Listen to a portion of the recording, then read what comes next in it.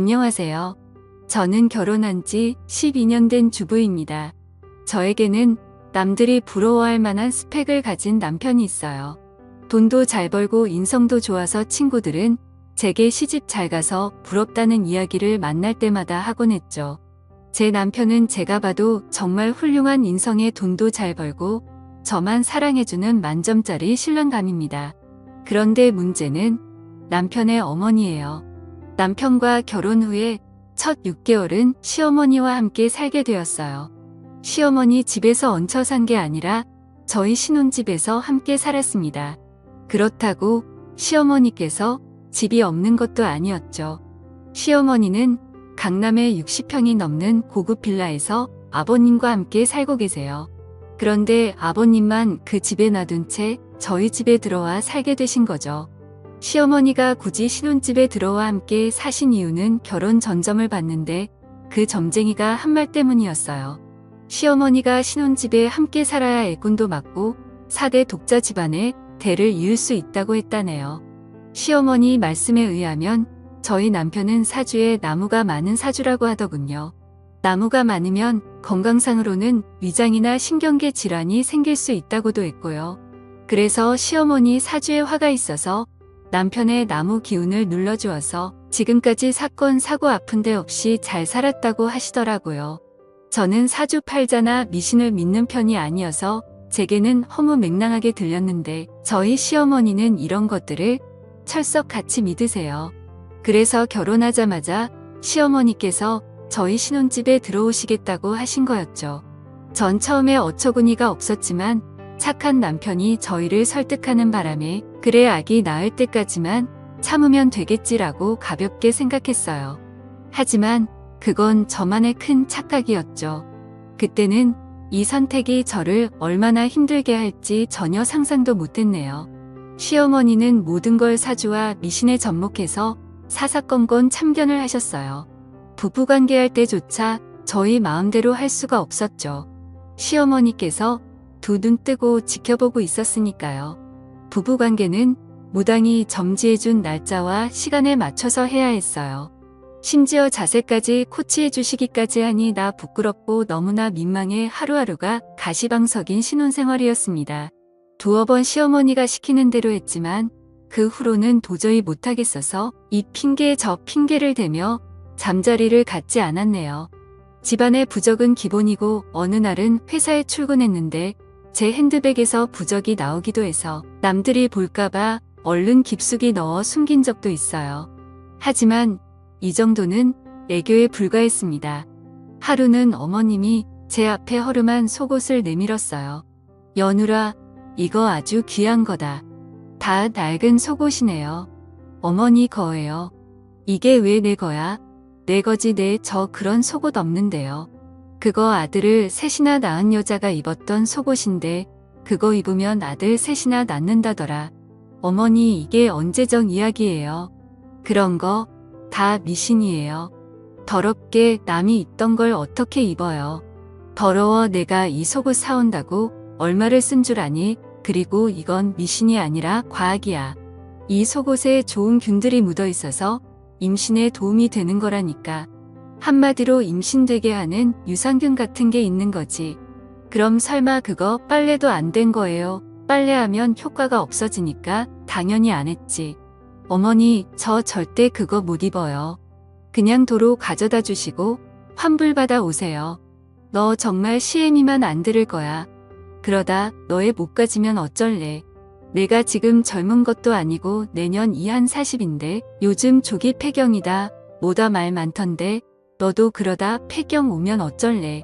어머니, 엄마 제발 이런 것 좀 사오지 마. 그렇게 좋은 거면 엄마가 입고 내 동생 놔줘요. 뭐 이 녀석아 말이 되는 소리를 해. 엄마가 먼저 말이 안 되는 소리를 하니까 그렇죠. 내가 애초에 젊은 여자 데리고 왔으면 이런 일도 없었잖아. 그런 다 늙어빠진 애 데려와서 이 고생을 시키니 엄마 민지 앞에서 그게 무슨 막말이야. 엄마 아들도 40 넘었어. 엄마 논리대로라면 내 정자도 다 늙어빠졌다고. 솔직히 나이 그거 숫자에 불과해.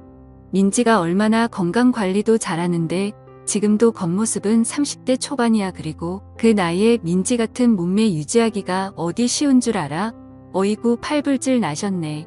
그러니까 내 말은 엄마가 그런 미신에 의지하지 않아도 우리 나름대로 운동하고 영양제 먹으면서 노력하고 있으니까 걱정하지 말라고요. 그런데 그 팬티 환불되는 거 맞아요? 그건 왜 나 이거 환불할 생각 없다. 꼭 입힐 거다. 알았어요. 주세요. 제가 입을게요. 제가 입어도 간접적으로 효과 있겠죠. 아이고 됐어. 환불할 테니까 일이네. 저는 남편과 시어머니가 대화하는 동안 한마디 말도 못하고 둘의 대화만 듣고 있었네요. 시어머니의 저런 독한 말씀에 가슴이 무너져 내렸어요. 제가 나이가 많은 게 시댁에서는 흠이라고 생각하는구나 싶어 자존심도 상하고 눈물도 찔끔 나더군요. 하지만 남편이 제 편을 들어줘서 간심히 참을 수 있었네요. 그날 이후로 남편은 제게 부담 갖지 말라며 이제부터 부부관계도 우리가 원할 때 하고 엄마 눈치 보지 말자고 했습니다. 남편 말대로 마음을 좀 편하게 갖고 지내다 보니 결혼한 지 6개월 만에 임신을 했고 남편도 저도 시어머니도 무척 기뻐했어요. 게다가 약속한 6개월이 되면서 시어머니는 본가로 돌아가셨고요. 그때부터 진짜 신혼생활을 시작하는 것 같아 너무나 행복했죠. 남편과 함께 태교를 하며 딸일지 아들일지 얘기도 나누고 나중에 어떤 직업을 시키면 좋겠다는 등 너무도 먼 미래를 꿈꾸며 행복에 가득 차 있었습니다. 아이는 뱃속에서 무럭무럭 자랐고 저는 이제 누가 봐도 임산부답게 배가 불룩 튀어나왔었어요. 남편은 이런저런 소리를 보며 배불뚝이라고 놀렸지만 그런 놀림이 싫지만은 않았습니다. 하루는 집에서 설거지를 하고 있는데 밑이 축축하더군요. 화장실에 가서 확인을 해보니 피가 섞인 분비물이 나와 있었어요. 저는 바로 병원에 갔고 병원에서는 늦게 왔으면 길에서 아기를 낳을 뻔했다며 응급수술을 해야 할지도 모른다고 했습니다. 아기 양막이 내려와 내진을 해보니 아기 발이 만져진다고 해서 수술을 하면 양수 파열로 수술 자체가 안 될 수 있다고 하더군요. 그냥 이 상태로 누워서 아기가 자를 때까지 기다려야 한다고 했죠. 그런데 결국 그날 밤 양수가 터져버렸습니다. 23주 5일 만에 태어난 아기는 510g의 무게로 너무나도 작았습니다. 아기는 곧바로 신생아 집중치료실에 보내줬어요. 저는 수술로 걸을 수 있게 되자마자 아기를 보러 갔습니다. 아기의 팔은 제 손가락만큼이나 작고 얇았어요. 아기를 보는 순간 아기를 꼭 살려야겠다는 생각이 들었고 매일매일 기도했습니다. 하지만 너무 일찍 태어났기 때문에 병원에서는 살 가능성이 50%라고 했죠. 제발 제발이라는 말만 하며 2달이 지냈을 무렵 아기는 하늘나라로 떠났습니다. 못난 어미 때문에 제대로 커보지도 못하고 하늘로 간 아기를 생각하면 너무 슬프고 괴로워서 가슴이 무너져 내리는 것 같았어요. 그 후로 남편과 저는 매일을 눈물로 지냈습니다. 그러던 어느 날 시어머니께서 제 보약을 지어서는 집으로 오셨어요. 시어머니도 아기에 대한 기대가 무척 컸기에 많이 속상해하셨죠. 그런데 곧 명절을 앞두고 시어머니께서 살 명절에 본가에 오기 전에 작은 산 위에 밥이랑 국을 떠서 모시라고 신신당부를 하시더라고요. 어머님 밥이랑 국은 왜요? 집에 있는 신한테 애올려야 돼. 너희 집에 신이 안 좋다는구나.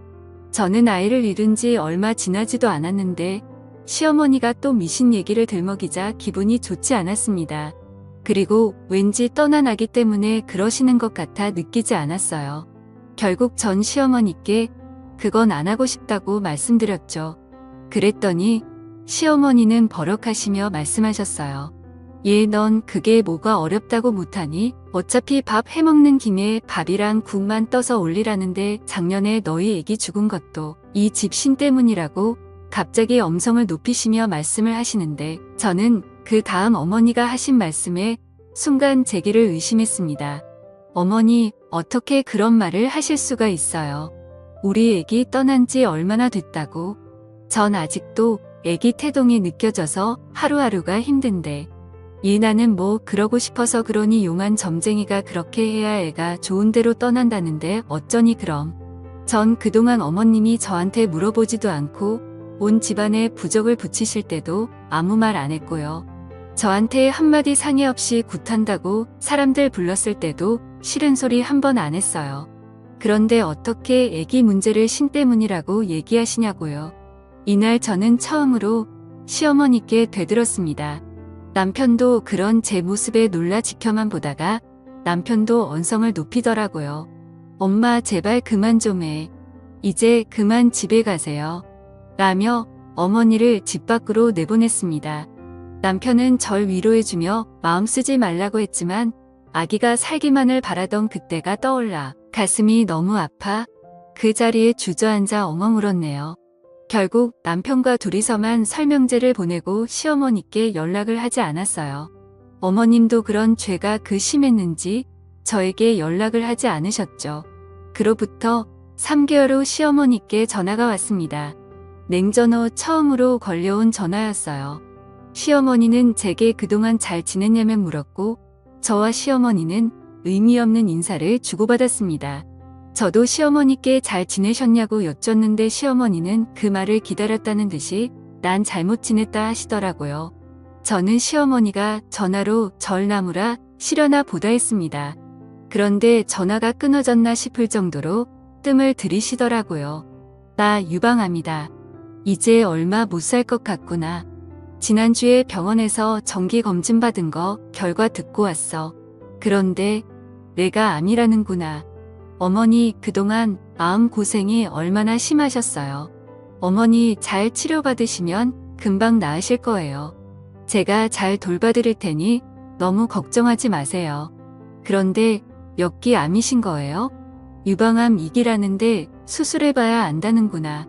수술 예약은 하셨어요? 내가 잘 아는 무당이 있는데 그 무당이 치료할 수 있다는구나. 네, 뭐라고요, 어머님?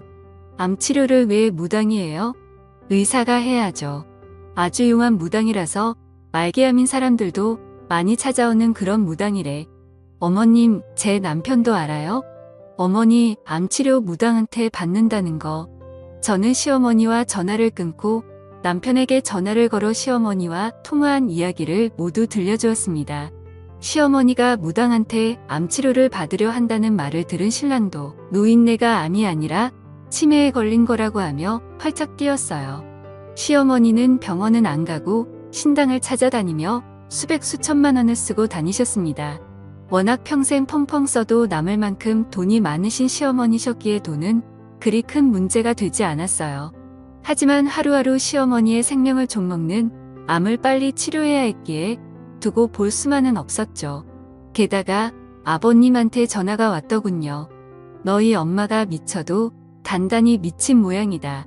웬 젊은 여자를 만났는데 그 여자한테 홀딱 빠져서 그 젊은 여자 무당한테 암치료를 받고 있다는구나. 지금 너희 엄마 또 그 여자 만나러 나갔으니까 한번 따라가 봐. 나는 회사에 일이 생겨서 도저히 시간 낼 수가 없어. 부탁하마 아들아. 그러면서 주소를 하나 찍어주셨어요. 그 주소지를 향해 가보니 주차장에 시어머니의 차가 세워져 있더군요. 그리고 그 건물에서 시어머니를 찾을 수가 있었습니다. 그리고 곧이어 남편과 저는 시어머니께서 병원을 찾지 않으시는 이유를 알 수 있었어요.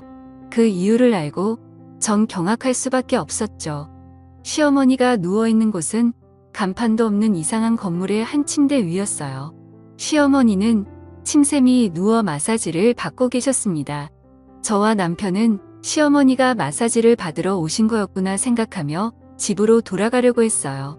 아무래도 시아버지가 뭘 잘못 아셨나 보다 생각하며 나가려고 했죠. 그런데 그때 마사지사와 시어머니의 대화를 들었는데 경악을 금치 못했네요.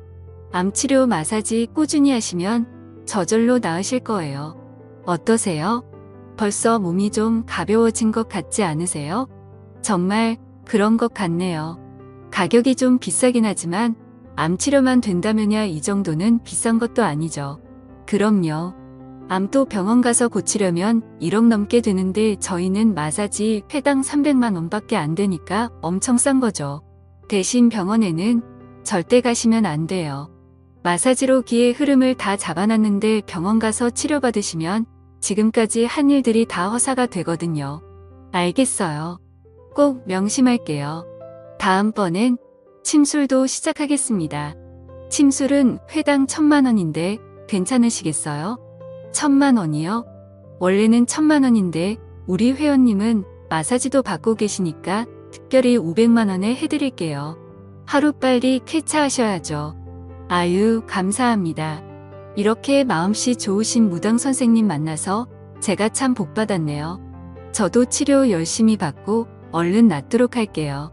알고 보니 시어머니는 암치료라며 고액의 마사지를 받고 있었어요.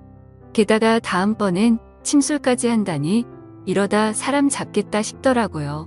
시어머니는 마사지를 모두 받고 집으로 돌아가셨고 남편과 저는 건물 계단에 숨어 있다가 다시 들어가 그 사기꾼 무당을 만나러 갔습니다. 남편은 화가 머리끝까지 나 있는 상태였죠. 잠깐 저 좀 보시죠. 누구시죠? 저 방금 당신이랑 있던 사람 아들입니다. 우리 엄마를 어떻게 꼬드긴 건지 모르겠지만 이게 사람이 할 짓입니까? 겁주는 말로 암 환자들 병원에 가서 치료도 못하게 하고 아무리 돈이 좋다지만 해도 너무하는 거 아니냐고요. 불쌍한 사람들 대상으로 사기나 치고 말이야. 당신 사기꾼으로 고소하기 전에 당장 우리 엄마한테서 떨어져. 뭐, 사기? 어따 대고 사기꾼이래. 그렇게 남편과 사기꾼이 실랑이를 벌리는데 갑자기 딸랑 소리와 함께 2명의 남자가 들어왔어요. 경찰입니다. 박무당 씨 당신을 불법 시술 및 살인죄로 체포합니다. 살인죄라니?